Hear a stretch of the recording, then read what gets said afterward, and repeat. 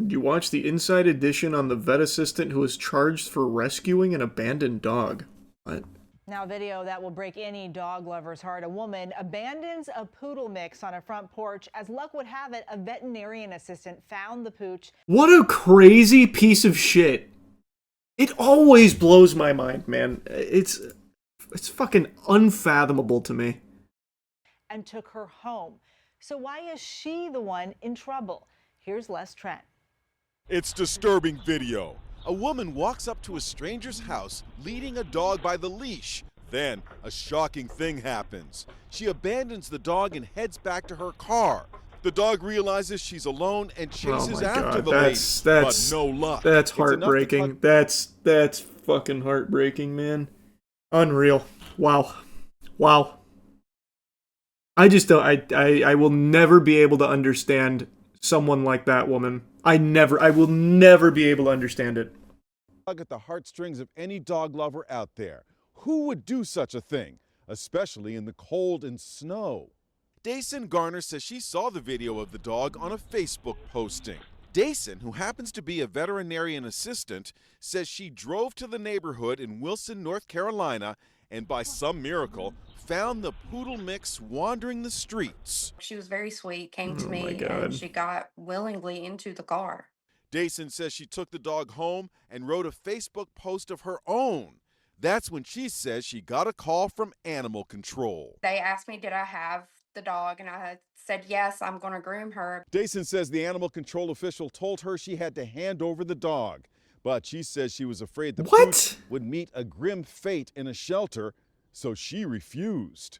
I was afraid they were going to euthanize her. 1000% they would have. Dason says she used her skill as a vet assistant to groom the dog. Just look at the difference after a little tender, loving care. So imagine her shock when Dason found herself posing for a mugshot, criminally charged with failure to surrender the dog. How is that even a charge? What? I didn't know that was... What? A failure to surrender a dog to that you have rescued. Did they just really need to meet like a euthanization quota or something? Like, fuck, we got everything all prepped. Now it's gonna go to waste. I don't know. That's actually absurd. That's gotta just be made up. Not only that, she says the veterinarian she works for has fired her. What? After my shift was over, they called me into the office and terminated my position. Are you familiar with the old saying that no good deed goes unpunished?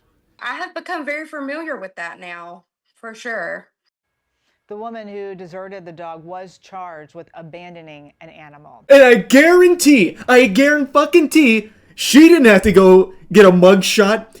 She didn't get fired from her job. How did a vet assistant who just rescued the dog get criminally charged and fired?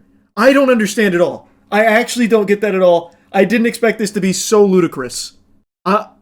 Is there something I'm missing here in this story? Oh, I gotta look at what was the name of this woman? I've gotta look at this more. What was her name? Dason Garner says Dason Garner. Okay, so I'm looking at this happened in North Carolina. She's a North Carolina vet assistant. So I'm reading a lot of like North Carolinian articles. So apparently she was fired from her job, and keep in mind I'm just reading this from like other places there. She was fired because she had conducted an interview at her place of business, which the job requested she not do. But I'm sure there's a different way of handling that, as opposed to just instantly canning her. Just be like, hey, don't do another interview here, please. Now, that's according to a Facebook post that was covering it. And she was apparently pretty new to this job here. And naturally, a lot of people are upset about it. So that's where this is coming from on Facebook. And it looks like the initial charges, the reason that they charged her is because in the event of like finding a dog wandering the streets, when requesting... The reason they request the surrendering is in case the dog was stolen, And so they need to investigate to ensure it hasn't been stolen or like used as part of a crime. And the reason she didn't want to bring it in is because according to her, the dog was in poor condition, which makes sense. And I would also say, since she found the dog based off of what clearly was a crime in the first place, she saved the dog's life. Like, I don't think there was a further investigation that was like a necessity. You could see what happened right in front of you. I'm so confused on that. What a fucking peculiar story. And she's like the last person who would need to surrender the dog. She's a trained vet. Well, I mean, she is literally a vet assistant. That's like the perfect person to have rescued the dog in the first place. But it seems like the firing is contentious because she was on a probationary period with her job, having only worked there for a week. So when she conducted interviews at the job, they fired her, which I don't think it needed to be so extreme. Because what I'm seeing here, it seems like it was one interview. Yeah, I'm so confused on this whole thing. This seems so peculiar.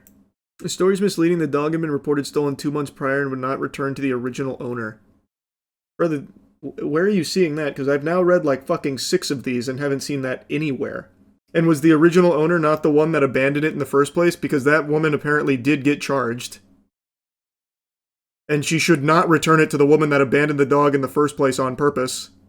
Apparently it was stolen and abandoned. Where are you finding this? Can you tell me the publication? Because none of the articles I've read so far have mentioned that. Can you tell me where it's from so I can look at it?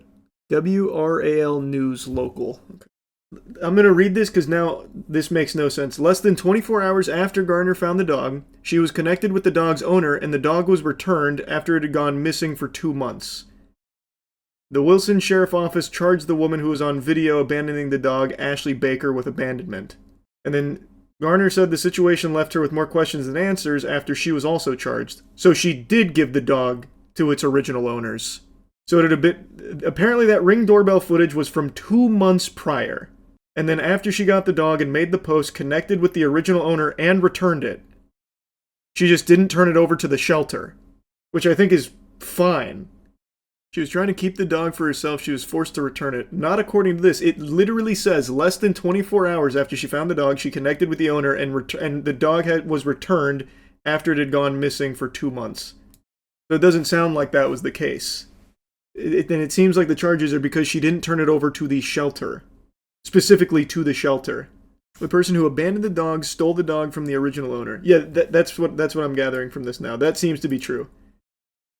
Because it seems Ashley Baker, the one who abandoned it on the Ring doorbell, was not the original owner. But Garner connected with the original owner, and the dog was returned to her. Still wouldn't have given it to the shelter. I get reminded of that squirrel that was put down for no reason. No, I think she made the absolute 100% right decision to not give it to the shelter. 1000%.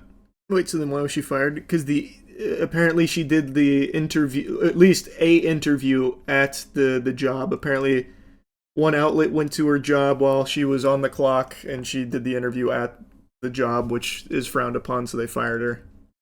Sad news, DinoCon has been cancelled because of the Epstein files. What does that mean? Are you making a joke? Dinosaur Convention bans all paleontologists named in Epstein files out of safety of our attendees. Wait, what? What does this mean? Huh? We find it deplorable that some established paleontological organizations are not taking firm action, DinoCon's statement reads. What? Oh my god, don't you fucking dare. One of these dog shit journalist sites that force you to pay just to read the rest of the article. You make me sick. Unbelievable, man. Yahoo News has an article. DinoCon, a UK-based paleontology convention, issued a statement regarding the scientists, authors, and researchers named in the Epstein files, noting those associated with the late sex offender were officially banned from the annual event. How many paleontologists were named in the Epstein files? I must have missed that. An alarming amount, apparently. I suppose so. While the convention statement did not name the individuals, the Monday announcement made it clear DinoCon would not tolerate their presence at the July event. We at DinoCon take the safety of our attendees, speakers, and staff very seriously. As a result of the release of half the Epstein files, it has come to light that a select number of scientists, authors, and researchers relevant to the field of paleontology allegedly engaged in correspondence with members of the Epstein organization after the convictions of Jeffrey Epstein. We want to state that all respective individuals are banned from our events. I mean, that's it. Hey, that's good. I'm happy to hear that. Had no idea there was paleontologists named in the Epstein files. Probably some in every field. I guess. I don't know. I didn't notice that. Additionally, we find it deplorable that some established paleontological organizations are not taking firm action to protect their members in light of these allegations. As such, executive committee members from organizations that are not issuing public bans to these individuals are also banned from our events. We do not tolerate those who allow this behavior to go unchallenged within our community. Wow. Actually doing more than like half of everything else out there. You have to remember that Stephen Hawking was a regular. Epstein saw himself as an intellectual trying to unite the smartest people in the world. That's a really good point. I guess maybe I just don't know a ton of paleontologists. So it was not easy to recognize them. But that is a good point, yeah. I just looked it up. Apparently one of the biggest names is Jack Horner, a famous paleontologist who even worked on Jurassic Park. So it would seem. Scientist Jack Horner linked to Jeffrey Epstein in newly released DOJ files. Jack Horner clarifies, visit to Epstein Ranch, nothing weird, inappropriate. Thanks, Jack.